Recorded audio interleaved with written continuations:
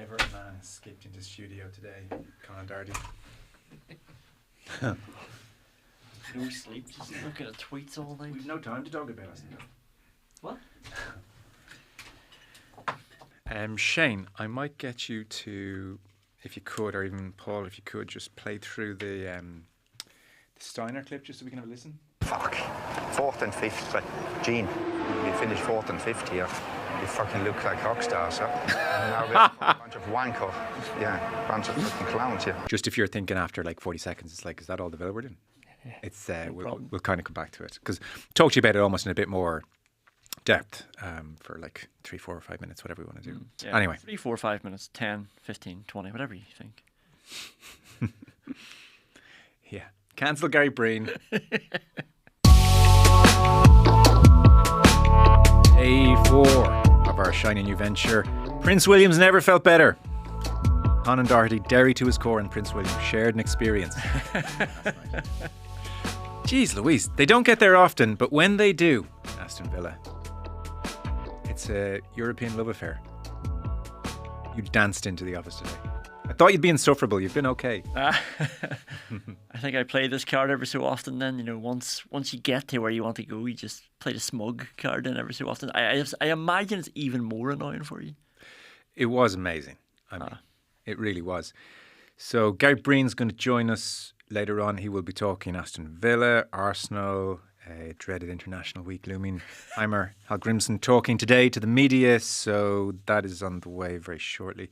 I'll come back to you in Villa. I have any other business first, if that's okay. Let's do it. Emails hopping. In no particular order, Shane Smullen emailed in to say, "Hi Joe, I would love to see." We were talking obviously yesterday about the International Rules series. For context, Conor McKeown and Colm Keys were in really good chat with the boys. They weren't so sure about the International Rules revival, and there were whispers of it. And so Shane had said, I'd love to see the All-Ireland champions versus the AFL champions. I would be much more interested in seeing that. Best versus the best. I wasn't so sure about. I do think they're champions at a different sport, for one. And then, more so than anything, the opportunity to represent Ireland is just so appealing. And if you're from a weaker county, it's such a slap in the face. It's like, here's another thing you don't get to do. Yeah. The international rules thing, we talked about what was most interesting about it, unfortunately, is the violence and the flashpoints. Yeah. The other thing that was always most appealing to me was picking an Ireland team. So who gets picked, especially from all these other counties, these players who are definitely good enough to play with the best. But you could probably do that without having to play a hybrid sport. You could probably do that without having to play Australia. I mean, if you look at the American example, the All-Star game that they play mid-season, West versus East, it's amazing. It's a big occasion. It's an honour to get picked as one of the All-Star squad, and it's competitive. We could probably do something like that, and I don't mean just rehash the Railway Cup again. I was thinking that sounds a bit familiar. It can work. But maybe you draw a line somewhere across the country and then you put together two teams. Yeah, I don't know. The general consensus in the office today, obviously people had heard the podcast and several came over to say, without the fights, no thanks, is the unfortunate feeling out there. There was a time, so if I had said to you the word Gunther, you would think the dude in Central Perk who loved Rachel. Yeah. So he's been superseded in some respects in more recent years by the other Gunther Steiner. Oh, and by the way, kids in the car, I would think about just skipping through the next 20 seconds. Fuck. 4th and 5th, but Gene, we finished 4th and 5th here. You fucking look like rock stars, huh? And now we're a fucking bunch of wanker. Yeah, bunch of fucking clowns here. The car was not a piece of shit. So why do we develop a car which fucking goes slower? Find out the problem and make progress out of it instead of, this is better. It isn't, this is better. It fucking isn't. He's not fucking doing that to me, He does not fuck smash my door. Tell him that. How many assistants have you got, Fred? I have nobody because I have no money. And you've got 3 people running around you. Yeah. Another one coming. It's 4 now.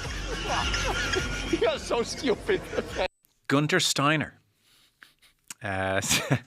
He's on the show next Wednesday. Brilliant. Shane has worked a little bit of magic. He was putting out some feelers. So Gunther Steiner going to join us for a conversation next week. If you're not an F1 fan, you've probably seen him on Drive to Survive. He was the best thing about Drive to Survive by a considerable distance. He was the team principal of Haas for 7 years until last year. And he's got a book out, so we kind of said, do you want to come on and talk about things? He does not have fond memories of Gene. This is Gene Haas. They're suing each other at the moment. Yeah. So I think Haas are suing Gunther over some kind of copyright issue in his book. May have been just dismissed, that case. But then Gunther is suing Haas for using his imagery still on the merchandise they're selling, because he's still the most popular thing about Haas. So it hasn't ended well. There's a dedication on the inside page of his book which says, "For my family and for all the guys at Haas F1 past and present," which is nice. But then there's an asterisk, and at the bottom of the page it says, "Except Eugene."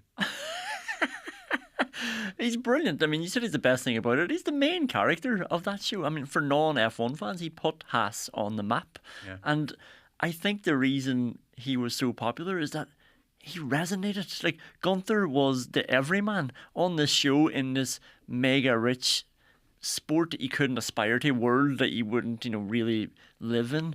Gunther was somebody who was dealing with budget constraints, dealing with a tough manager, just trying to get by day to day, and everything going wrong, and everybody related to that. Yeah, I'm we'll talk to him on Wednesday. I'm very conscious to know to what extent he realised what he was doing. He was so unvarnished. Obviously, did he think God, people are going to love this, or was he like a little bit? The cameras, whatever. I'm not going to edit my behaviour too much. But either way, it landed. I think you're right about that everyman quality. There was a degree where we all at some point have been Gunther and thinking, oh no, I've got to phone Gene. Yeah. That was another shit show. Yeah. I've got to phone Gene. Yeah. And hey, Gene, I'm with you. I agree. This is a shit Gene, show. it's shit, Gene. No one thinks it's shitter than me. So he's on, and look, I don't know what to talk to him about. If you're an F1 fan, actually, by all means, because it's not necessarily my my beat week in, week out, then Indosport podcast at independent.ie. If there's anything that I should absolutely 100% ask Gunther Steiner, then let me know. Apparently Shane was saying that in the book, all the F words, and there are lots of them, are spelled F-O-K. Brilliant. Just phonetically for us. You can hear it and smell it and feel it. He's a son of a butcher. Gunther, that's his background. Ask him what we should name the show on a Monday. Yeah, so on that point, on the emails point generally, I received good news and bad news this morning. So I had, in a kind of fit of fresh enthusiasm, replied to a lot of people. Wow. Yeah. You're an everyman as well. Then. Well, look, you said it. Such a class from Malloy. I emailed a whole bunch of people back, because some of them had just sent nice wishes or good looks, and some had said, some of the suggestions in, I thought, you know what, on reflection, not as terrible as my initial reaction may have betrayed. Yeah. And, like I'd say 25, 30 emails this morning, sent them, thought, well, that's a good deed for the day, and went away and made my coffee, and I came back, and then I just checked the sent inbox, and it's just a raft of undeliverable. Shane looked into it, he said, look, good news. It's been resolved. That's fixed. Bad news. You'll have to send all those emails again. Oh, no. Not happening. Gene, nobody got their emails, Gene. I swear Gene, to God. Nobody's more upset about this than me. So I don't know. Do I do it? Maybe I do it again. It's a lot to have to go back and send all those emails again. Yeah. But a lot of people today, you got an email from me that you never got. I sort of think you do need to send it now, because there's going to be a lot of people who weren't expecting an email from me now thinking, you might go back and send that now. Oh, maybe. I might just copy and paste. Thanks, best Joe. On the not the Monday panel situation, it's now saga, really. So on YouTube, poll fired over a bunch of these from YouTube. So somebody said, call it sport talk. Spelt like talk sport. D. Keane suggested on the ball. I like that. That's very clever. Very, yeah. The Joe Show, that's kind of taken. I did, when I had to think about it, I did genuinely think to myself, Aidan O'Hara's suggestion of the Monday morning cornerback is really strong. It's brilliant. And if we don't take it as a general sports show, if there's not a GAA podcast in the next 2 weeks called the Monday morning cornerback, then somebody's just not trying, because it's good. I just suddenly got nerves to rush out of here and just start that right now. And so that's where we are. I'm still not unfond of organised fun. Organised fun. Time for organised fun. I can sort of feel myself saying that. Just a final thought from Paul in Mullingar, who said, "Congratulations, great start, loving the show. Thank you, Paul." Worryingly, he then said, "I'm currently listening to an Alan Partridge audiobook." And I thought, uh-oh. and I thought of you. Yeah. Which he says is brilliant. I've never done the Alan Partridge thing, have you? Oh, brilliant. Yeah. The audiobooks. Oh, no, not the audiobook, sorry. The show for sure. Yeah. But the audiobooks never No. reached out and grabbed me. But I've heard they're really, really good. But Paul's enjoying the audiobooks, which is brilliant. Anyway, he talks about the different names that he's thinking of calling his house in said audiobook. Excalibur, Manor House, Alan's House, etc. In the end, he just picked Classic House. My point here is that the obvious answer is often the best. I therefore put forward my case for the Monday panel naming debacle. My answer is to avoid reminding us that it is in fact Monday and simply call it the Weekend Review. Thank you for your work, Paul from Mullingar. Simplicity. The Weekend Review. I mean, is it so bad it's kind of ironically good? I don't know. Perhaps. A bit like the running order. I think we were closer with not the Monday panel. I think that's at the moment I'm with organised fun. Yeah. Yeah, knock a bit of structure into it. What's the leading lights? We got running order. We've got organised fun. And not the Monday panel. And Monday morning cornerback. No, I think that's too GA specific. Unfortunately. It is with regret. Okay. Yeah. So because not the Monday panel, to Dan's concerns, it's fine if it's on a Tuesday night, if it's a bank holiday Monday. It's not the Monday panel. Fair point. Okay. There it is, full time. It's one of Aston Villa's great nights. And the team they beat in the final in 1982, Bayern Munich, have been beaten tonight thanks to a wonder goal from John Duran at Villa Park. Emery receives the adulation from the crowd. Martinez gets the hugs from his teammates. And John Duran's name is up in lights in the second city tonight. He's come off the bench. He's 20 years of age, all the way from Colombia. And he scored one of the great European goals for Aston Villa. What a night. Full time. Aston Villa 1. Bayern Munich 0.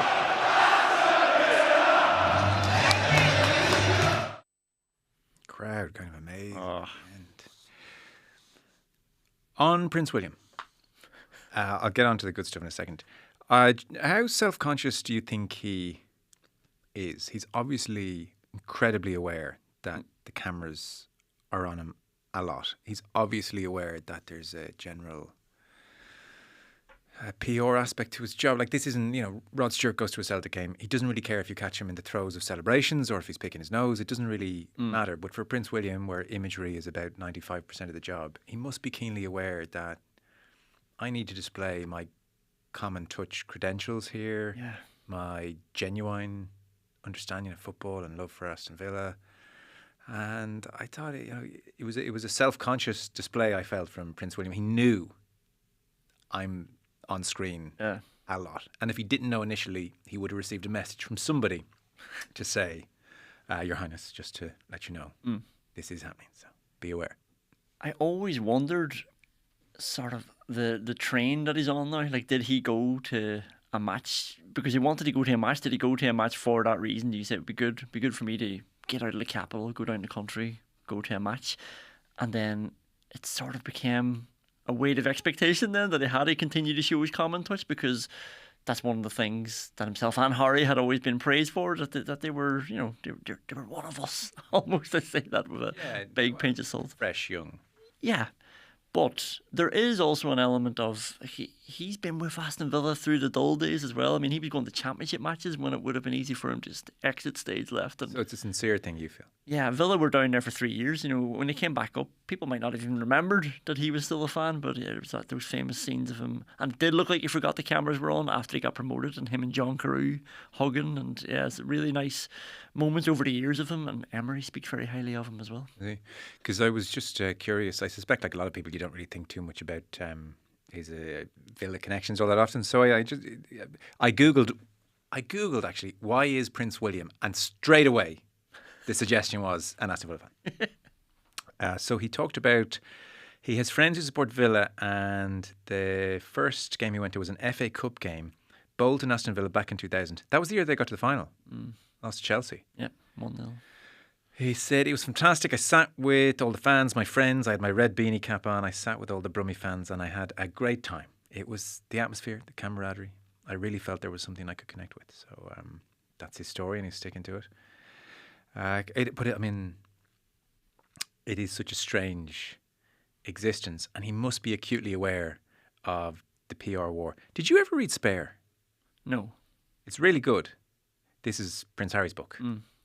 And I'm not a big royalist as such. I'm vaguely interested in them, I guess, like your average person. But the fact that J.R. Moehringer was the author sucked me right in. He of the Agassi book fame, which is just about creme de la creme. So I figured everything this guy ever does is excellent. Like Prince Harry, I do find nauseating. Yeah. Difficult character to warm to increasingly. But I thought this book is going to be interesting. And it really is. But it's so damning of somebody like Prince William. And he would be so keenly aware of every aspect of his image. That's what jumps out in the whole thing, you know, as a whole, that like this is a family who in their separate houses every morning have the papers set out in front of them, and there's a level of jealousy and paranoia and competition and, oh my God, leak something about them. This is Harry's sense of it.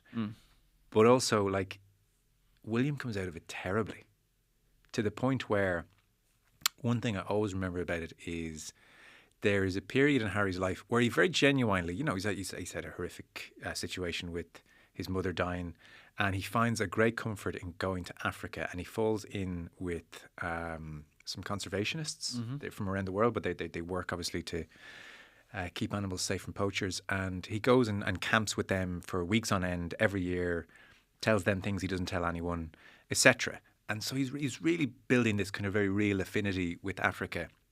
But back then to the squabble, there's like constant who gets to do what charitable trust and who gets to do this. And so, you know, Princess Anne has to watch Scottish rugby 10 times a year. But the immortal line that William screams at Harry at a certain point when Harry's thinking of getting something going for elephants or something like that is, quote, from the book, "Africa is my thing. You can't have it." Oh my God. So listen, this is why I'm thinking when he got the message, Your Highness, this is really going very well. I think you should really just kind of, you know, just be aware. I found myself watching the football and also thinking of Africa is my thing. Look, you can't deny that I'm an Aston Villa fan from Ireland, from Derry, like you mentioned, and there's still something in me that's like, it's nice that it's Aston Villa he supports. Oh, yeah. Because, you know, it's easy for us to, you know, when we're across the water and we look and be like, that's a bit silly that he's doing that for PR. But then you just look at the trip that they took to Ireland in Galway, playing hurling, trying soloing with a football, drinking pints of Guinness, and we all love that as well. All the Irish people love that too. It is because they're coming from that family.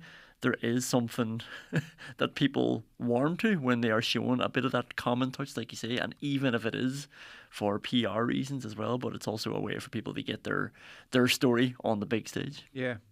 And I suspect he may not support them initially for PR reasons. It's just, he's only a human being and he must realise this is a moment. What about the game then? We'll talk to Gary Breen in a moment, obviously. This John Duran thing is bit nuts. So is the deal with Duran, who's now scored 5 goals off the bench this season, winners against West Ham, Everton, Leicester, Bayern Munich, is he destined to be super sub forever? Is he going to have to play pretty soon? Why does he generally not play? Because Watkins is brilliant, and I know John Duran's stats are incredible, and I'm not taking away from him at all, but Watkins has to play as well. I mean, even the first half, like Upamecano could have been sent off because of what Watkins. Can they not play together? I think it's going to get to that stage. I actually think it is. Now, last night, and a lot of the time they have played together this season, Duran's come on and he scored the winner, but he's been playing with Watkins. They've moved Rodgers out wide. Okay. Last night they're playing Bayern. They're under the pump a little bit. They did not need, and they couldn't change the system. They had to make a straight swap striker for striker because Rodgers is sort of dropping into midfield as well. If you have the two of those up there, it just changes that. And Duran too good now to not come on. So even if Watkins is ripping it up, even if Watkins can so obviously play 90 minutes like he always has, never gets injured, Duran still has to come on. He commands a place now. He scores winners. He scored 4 game-winning goals already this season, 3 in the Premier League, which is already the joint top ever across a whole season. That was only in September that he scored 3 game winners off the bench. He seems to be an interesting character, and even the players are, in so much as players give anything, alluding to that. Emiliano Martinez in particular, who, by the way, again was awesome. He came back with a different mentality this season. He's willing to work hard, which suggests there's a bit of a backstory there. Yeah, and obviously after the Liverpool match at the end of last year, John McGinn was interviewed. Duran scored 2 goals, Villa drew 3, so they were 3-1 down. And that's the game that qualified him for the Champions League in the end. But McGinn straight after said he's a bit of a nightmare sometimes, to be honest. He's been a nightmare to have in your team. Now we have to work all week to keep his feet on the ground. So the thing is, I'd be telling my wife about this, who has no interest in football. She's happy for me a Villa win. Apart from that, she doesn't care. It makes her life easier. Yeah, exactly. And I'd be telling her, oh, this guy's a nightmare. I'd be using that lingo now as well. And then once I told her this is last season, that he was 19, she was like, for God's sake, come on, he's only 19. And there is something to that. He's come back with a different mentality, but he's also just grown up a few months. You know, he's 20 now. He's had his sort of rebuking. He obviously trusts Emery as well, because he is getting a lot out of him. He thinks he should be playing more. Why wouldn't he? Because he's playing so well. But maybe he also respects what Watkins is doing now as well. And like this, it's amazing that Villa have this problem. Now, if you go back like 6 years ago, last night was Steve Bruce's last game in charge of Aston Villa. Had the cabbage thrown at him. 6 years ago last night, Glenn Whelan was taking a penalty in injury time for Aston Villa. They had thrown away a lead against Preston, who were bottom of the Championship. And Glenn Whelan took his second penalty of his career and missed, obviously. And you know, and that's the game. That decision is what got Steve Bruce sacked in the end, and Dean Smith came in. And since then, since last night, 6 years ago, Villa went on this journey then to get promoted. They had to win 10 games in a row in the Championship at the end of the season to just qualify for the playoffs. And it was all by the skin of the teeth. Won the playoffs, stayed up in the last game in the Premier League the next season, and then they've just continued to push on. It is with great love and affection that we welcome Mr. Gary Breen for the first time to Indo Sport. Gary, thank you so much for doing this. We are thrilled you're on board. How are you doing? I'm doing great. What a lovely introduction. No, I'm thrilled to be here, and we're talking about football. It's been such a great start to the season. There's so much to talk about. It really is. It just the games are coming thick and fast, not to the liking of a lot of the players and managers, but for us on the outside looking in, it's been brilliant. Well, they're a nice bunch so far based on the messages in. So I think we're creating something nice and friendly and warm, hopefully, for at least the next week. Brilliant. Let's try. I will do my utmost to add to that. Okay. Well, the plan was to talk to you about Champions League, but Republic of Ireland has just crowbarred its way on into the top of our conversation. We have a kind of a news live reaction type shorter podcast with Dan McDonald, which people can check out. He was out talking to Heimer Hallgrimsson. The headline news is that Matt Doherty has been left out of the Irish squad. Elsewhere, Jake O'Brien left out as well. He struggled for game time at Everton, and Mark McGuinness is in. There's no Alan Brown, who started against Greece last month off the bench against England. No Callum Robinson either. But I think it's Doherty who's grabbed the headlines. Hallgrimsson, when the thing was opened up to questions, the first one was obviously about Matt Doherty. So your reasons for excluding Doherty from the squad? Yeah, interesting in terms of that. Bearing in mind the fact that Seamus is injured, you always feel that you had Matt Doherty as a backup. But if he was to say that it's about an opportunity to experiment, we don't have time to experiment. Maybe a little has been lost in translation a little bit, and I can understand what he means. But if Matt was to put up an argument in terms of why he's been dropped, you could quite easily say he's been culpable for goals in the last 2 games, not staying with runners and things like that. But it is a bold call. It really is. It gives an opportunity to other players. But, it's interesting to think like he's been so hands-off, Heimer, in terms of like how he's approached this Ireland job, giving a lot of the decisions and the training to John O'Shea and Paddy McCarthy. Looks like now he's made a decision. He may well have done his reviews, had a look at all these players. And that's a bold decision straight away. It's certainly one that will grab the headline. And we don't have time to play the entire press conference, but just like moments after that answer, he was asked about his general approach to Nations League. Like, how much experimentation are we talking about here? Or what is your kind of philosophy about guiding the team in the short to medium term? And he repeated something he had said a lot last month, which is his logic in terms of putting this team together is, I need to find my first 11 and I need to play them for as many minutes as possible. I need connections on the pitch to develop. So I need to find my first 11 and play them constantly. And that is how I see things. To which Nathan Murphy in the press conference put up his hand and sort of said, sorry, that doesn't make sense in light of the Matt Doherty omission. So, I mean, if you're trying to play your first 11 all the time and you've left him out, that they don't tally.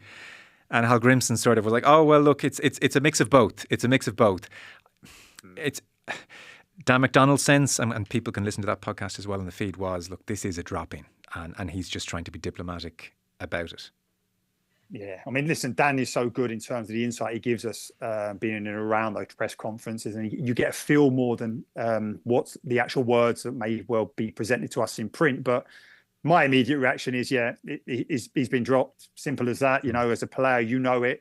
A manager may well come to you and go, say, listen, I'm just going to try other lads out. And you think, well, you'll be trying them out if you're happy with me. You know what I mean? We have to win games as such. And I know it's going to be so difficult to qualify for the World Cup in terms of the fact that the numbers associated with it, but our seeding is so important, and it looks like, you know, it's all going to be on those games, as he said, in the future in terms of trying to qualify from when that draw is made. But on the flip side of that, though, Joe, I don't mind him saying this, and I need to find this 11 and I need to find it early. The very fact that he feels that Matt is not going to be in that 11 is the reason why he's made that decision. Yes. So, I mean, look, if the complaint last month was, Heimer, you're a little bit standoffish. Yeah. He's taking control now. I think that's the message. Yeah, and I genuinely think he might have felt a little bit put back by the fact that we were saying, well, listen, why are you so hands off? Sorry, we need a manager to really impact straight away. You know, we're at such a low ebb in terms of where we've been in the last 3 or 4 years, the confidence of the players, and of course, it's seeping through to the players now, because even after that game against Greece, they were so despondent. They were actually saying in press conferences, we don't have a world-class player, and you're thinking, okay, that may well be the case, but don't admit it. You know, show that you are fighting. Don't be so kind of like accepting of the situation. Manager's made a bold call. I hope now that he shows that type of front-footedness as a manager and really leads by example now, because this squad needs it. Well, we have a lot of Ireland talk next week, so yeah, keep our powder dry. Champions League last night, plenty of things going on. Real Madrid were beaten by Lille. That is their first defeat in 37 games. Liverpool beat Bologna, a perfectly good team to go with their Milan win. That's 8 wins and 9 for Liverpool. Slot afterwards saying was not an easy one, in my opinion. Bologna made it very difficult, similar to Atalanta, man marking all over the pitch, but a sense that they didn't quite hit the heights necessarily either, Liverpool. But listen, they're winning games. What stole the night, obviously, last night was Aston Villa. Here is Unai Emery. I want to get your sense of the job this guy has done, because it really does feel remarkable. I'm so impressed with him. I've always have been, and I always felt that the job that kind of the way it played out at Arsenal was just not befitting of him. And I think a lot of things were made of that. His communication skills weren't particularly good, but the fact that he stepped away from Arsenal, went back, rebuilt his kind of reputation. And then when Villa got him, I just thought, wow, what an appointment, what an upgrade on Steven Gerrard in terms of that. It's amazing that they were able to get him. And I think he's just proved, Joe, like since he's been at Villa, the impact he made straight away.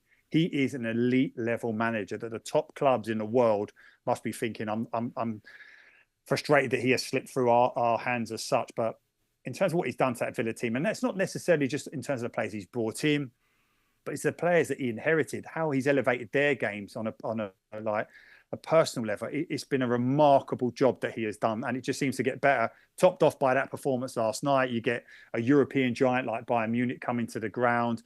Villa Park was absolutely jumping. It looked like it was like the hottest ticket in town in Birmingham. There was so many supporters saying they were desperate to try and get one.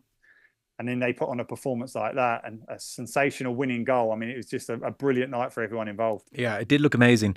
Players often cite Villa Park as beautiful place to play their football. I've never been. I can see it on TV. I mean, it looks nice, but maybe I'm somewhat missing something. The way people talk about Villa Park, that is my favourite ground to play at.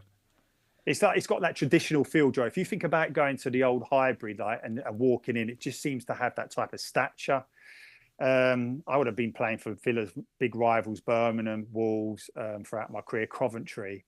But you did know that when you went there, it was a great place to play football. And it just seems like it's electric up there at the moment. It just is. They've got low owners who are wealthy. They've got some financial muscle behind them. I know it'll be dictated to by the governance in terms of how much you spend. But they're on the up, Villa. It's not easy to say that as a former Blues player, Wolves and Coventry, but they are. They genuinely are, and they got a manager that I just can't speak highly enough of him. I think he's brilliant. There was a dynamic in the game, which I suspect as a defender you were watching with interest, whereby Bayern, and this is not new with Bayern, and they have had success with this type of defending. But if people can imagine, there is a situation where, like, routinely, it is Upamecano who was lucky to stay on the pitch, and Watkins, and they are like in the centre circle, like they're even inside the Villa half. Sometimes Upamecano is not even goal side of a player as fast as Watkins, and anytime Villa got possession, it just felt like, God, there's a chance to play him in. It should be like panic stations, and this is obviously a very well thought out, deliberate thing that Bayern are doing and have done for several seasons. Do you kind of think this is just... You sound like a grisly old centre half, as if like you shouldn't be doing that. But I mean, I would have no problems whatsoever if you say to me, do you know what? I'll be giving myself 5 yards with Watkins, and you know what? I'll be pulling back someone with me. I don't know. There's times you look at it and you think that can't be right. There's got to be another way. But what are we missing here? Well, what we're seeing is like that positions are evolving so much in terms of the requirements of them, and like, it's not just at centre back, but it's not something we haven't seen before. We think about Ange's Spurs team, and when he initially went up against Chelsea last season, it was a complete nonsense that the centre halves were just standing on the halfway line, even though the midfielder or the player in possession had time to get his head up and make that pass. And I think we're seeing it again this season. You think about how good Spurs were at United with Van der Ven playing. And ultimately, people say straight away, yeah, because Van der Ven is an absolute flying machine. But it's not even about that. It doesn't matter how quick you are. But Upamecano is a quick defender. But if your body shape's not right, you're never going to win a race. And I've made this point before where I'd have played centre half with Kenny Cunningham, and he had no pace whatsoever. And that's not me like slagging him off as such. But I rarely seen him get run. It was incredible. And he'd always be trying to push the back line up. As soon as the ball got played back or square, we'd squeeze up a couple of yards. He was always doing it. And yet it was about body position. So it's not something that's particularly new, but I think it's the fact that we're now seeing that it can invariably be one centre half against one centre forward and no fullbacks covering. More often than not, those fullbacks are in advanced wide positions like wingers. So it is a kind of new way of defending. I thoroughly enjoy it, but I do know the requirements of it. And it's not necessarily pace. You just got to be able to read situations well, and you've got to be able to get your body shape right. And at times, Upamecano up against Watkins just didn't do that. That's interesting, because my next question was going to be, is that just the death knell for defenders without rapid pace? But not necessarily. No, I genuinely don't think it is. I think some of the best defenders we've seen, like with very little pace. You think about Steve Bruce, who would have been my partner as a young centre half at Birmingham. Wasn't particularly quick, but I didn't see anyone running him as well. It's about reading of the game. And my only issue with it is the likes of Company or those type of new coaches who have a specific way of playing, is that, and even though he was a great centre half himself, he's not coaching it well enough into those centre halves to be able to cope with it. That's abundantly clear.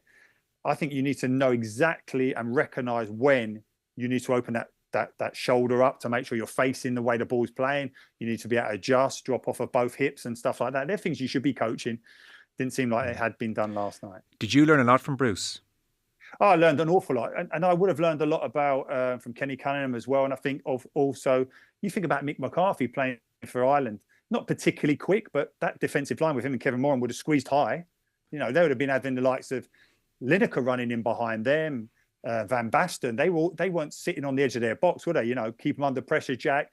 Centre half squeeze the pitch so midfielders can get close and make it difficult. So it's not something that's completely new, but I just think we're just seeing extremes of it. It's extremes. It's the 1v1 aspect, I think. Yeah, it is. I take your point on Kenny, who we're all friends with and we all love, but I guarantee you if Kenny was in a 1v1 on the halfway line and 80 yards of space around him, he might be saying, here, Gary, you want to kind of hang back with me there, pal? Well, listen, I think his first call would be like about 2 passes before that to get me back into covering. But do you know what it would be, Joe? And this is something that he probably has from his Gara upbringing, is that he'd be comfortable in a 1v1 situation because he wouldn't make it a race. Okay. He'd use his body to block. He'd use his arms so that centre forward who's quicker than him can't get through the gears. That's the difference. And I think he would have played defender as a Gaelic player himself. You learn about those 1v1 combats that at times in football, and certainly in eras gone by, It was all about grizzy old centre halves, getting their fullbacks so narrow, getting their midfielders to sit on top of them for a screen. Those days are gone. You've had a couple of Arsenal games lately for Premier Sports. Yeah. Something good's happening here. Give us your general impressions just now. Oh, Joe, something special is happening here. It really is. And I felt at the time at the beginning of the season, I felt, okay, now how do you bridge the gap, which is so difficult to do, bearing in mind Liverpool got 97 points, still didn't win the title. This is what you're up against. The fact that Pep Guardiola has averaged 91 points over those 7 seasons for City. So the challenge is massive. How can you make those small gains? Arsenal have had a brilliant last couple of years where the belief is growing. It's gone to another level again. I think you've seen that in the performance against PSG in the Champions League, where it was so efficient, so controlled. The purists may well argue that it's pragmatic, but it's not. And it's in stark contrast to how other teams are playing. If you want to be successful, you need to be defensively strong. And this Arsenal team are. But there's so many caveats as to why they are where they are. And everyone would maybe add pressure to Arteta by saying 5 years in, he's got to win a trophy now. Now, I would argue on that point. I'd say, yes, the reason he must win a trophy is because of how strong this Arsenal team is right now. But I would counter that by saying, well, what if he doesn't win it? What if he now ends up 1 point behind City at the end of the season? What are you going to say then? That he's failed? Arsenal as a club from top to bottom are in such synergy. It's incredible. It's the hottest ticket in town in terms of London. You just cannot get. And the Arsenal fans, where they were fighting each other before towards the back end of Wenger and what was happening with Unai Emery in terms of trying to fix that mess, are now just absolutely loving what they're seeing. And I love, Joe, I know you're probably going to ask me, I love the fact that someone as quiet and as unassuming as Saka has now come out and said, we're going to win this league. Yeah, publicly. You like it? I like it. And I know people will go, well, you're adding pressure. But I don't think it's a flippant comment. I don't think it's a throwaway comment. And what are we going to, what do we want him to say ultimately if the question is posed to him? Do you think you can win it?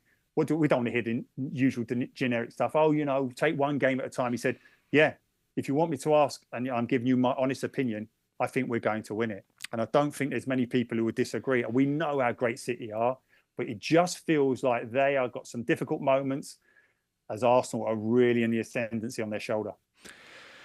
There is something almost disarming about the fact that for Arteta, cutting-edge technical type, and this team who can play such lovely technical football are currently loving scoring from set pieces more than anything. And like they even love celebrating. I was saying the other day, like yesterday, like with the goal the other night, where they're all dashing across their men from the back post, and in it goes.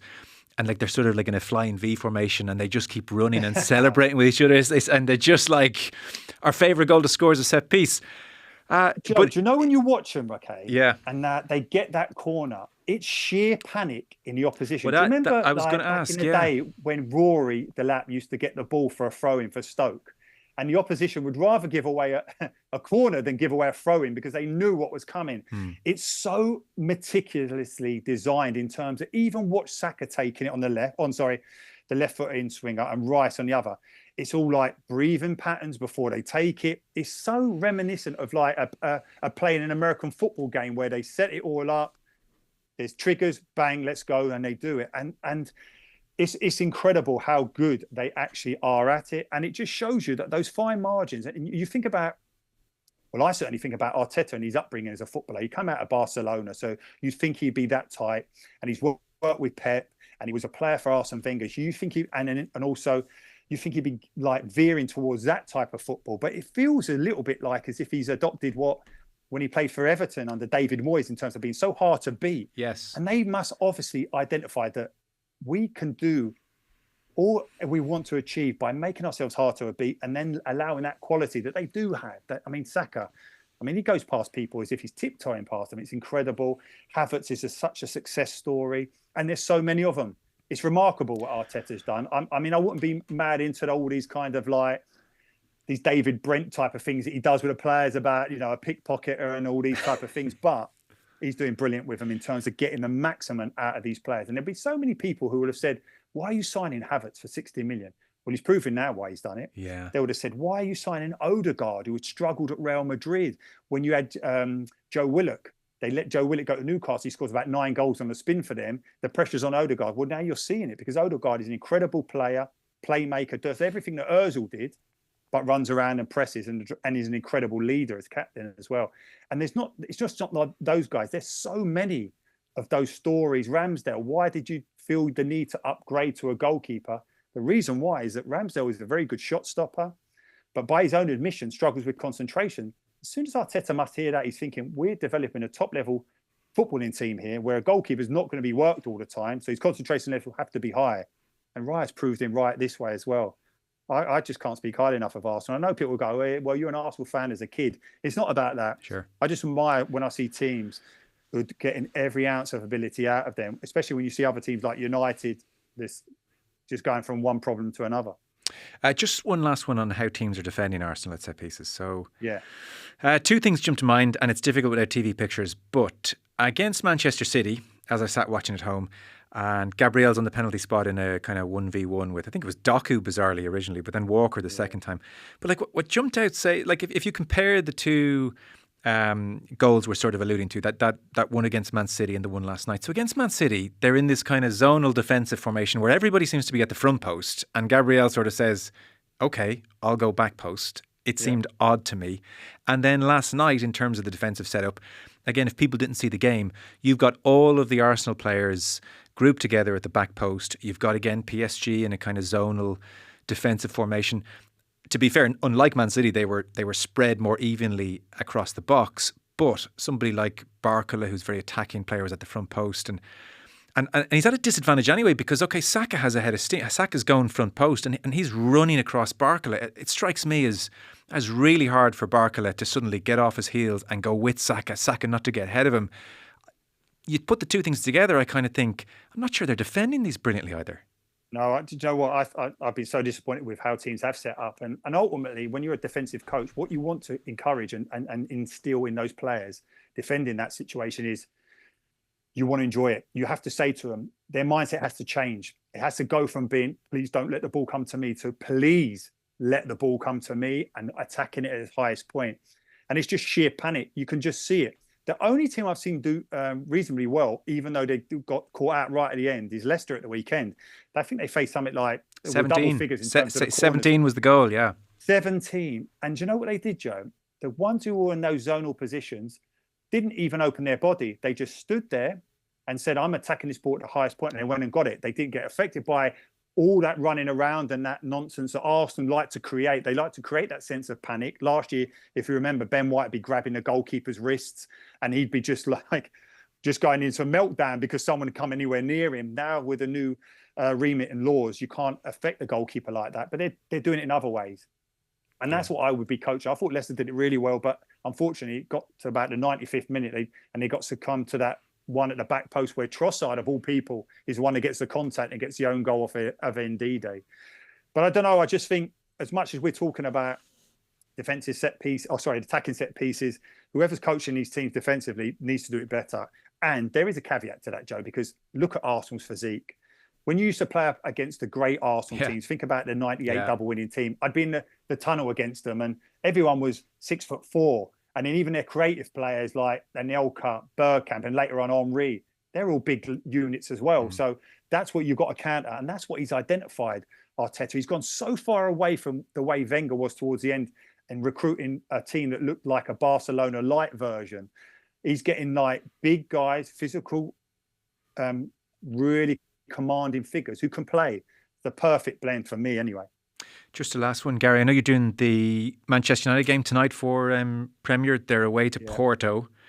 Yeah. And then they've Aston Villa Sunday. So obviously, look, the Porto aspect, a lot of people may be listening to this on Friday. So we won't dwell on it. But certainly, as we're talking here on Thursday, given what happened against Spurs, when I saw it, God, it's Porto away. Oh, then it's Villa. I thought this could be coming into an international break. Eric Ten Hag needs to be careful here. Oh, listen, in terms of getting that Porto game, they don't have any of those star names like they had before. They're third in their league at the moment, but they're in good form. They're a solid team. But it's a difficult away game. There's no doubt about it. And they're Villa as well. And they need a reaction more than anything. They need to show something about trying to build their way back up. Ten Hag's talking about using the anger. He talked about using the madness. That won't be enough. They need to use their heads. In terms of watching United I just have not got an idea in terms of how they're trying to play. I don't know how they're trying to recruit. You've got a front guys who can't press, Garnacho, Rashford, Xerxes, they just can't get near to press, and then they try. And then you've got Eriksen, Bruno likewise. And the reason they do that then means that you've got a back line, centre halves who are not quick, so they drop off. So there's a huge amount of space in midfield, and it's something we saw last year. I don't see it getting any better. In fact, I only see it getting worse this season. And although I think Ten Hag can be a good manager elsewhere, I just don't see it happening at Manchester United. I'm sorry, I genuinely don't. And I feel that even if they were to win these next 2 away games, I think you're just papering over it, the plaster as such. I don't see any future in terms of how they're going forward. I like the fact that the new owners and sorry, not the new owners, but the new infrastructure in terms of putting the best in class, Dan Ashworth, all them type of guys said, okay, we're going to put a structure in place and we're going to give you, Ten Hag, the opportunity to be successful underneath that on the back of winning that FA Cup final. But 6 games in, it just doesn't look like it's going to work. I genuinely don't. And the fear that I would have for Ten Hag is that it's these 2 away games and then that international break where everyone will sit down and do a kind of a breather, take stock of what's actually happening. And I think, as we've seen so many times, that's when the managers are their most vulnerable. Brilliant chat. Thanks so much. Pleasure. Thanks, mate. Gary Breen there, talking all things Villa, Ireland and Arsenal. So that is this edition done and dusted. Dan McDonald's going to join us later on. He is, well, I would think around now as we record, listening to Heimer Hallgrimsson. So we're going to check in with Dan and hear what he had to say. There is Rovers obviously in action this evening as well, not to mention against Shelbourne on Sunday. So we'll chat to Dan about that. And it turns out League of Ireland clubs, it's an exclusive story Dan had today on the back of the newspaper.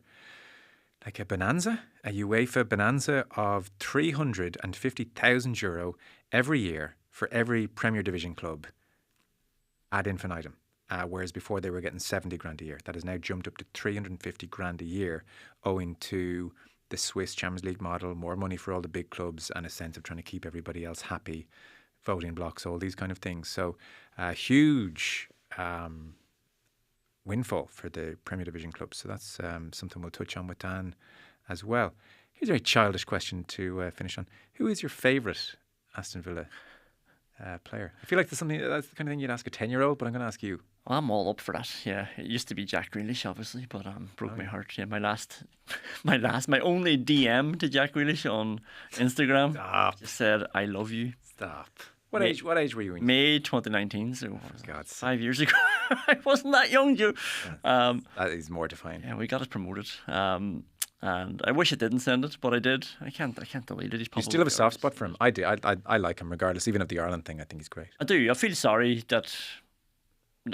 for the player he's become.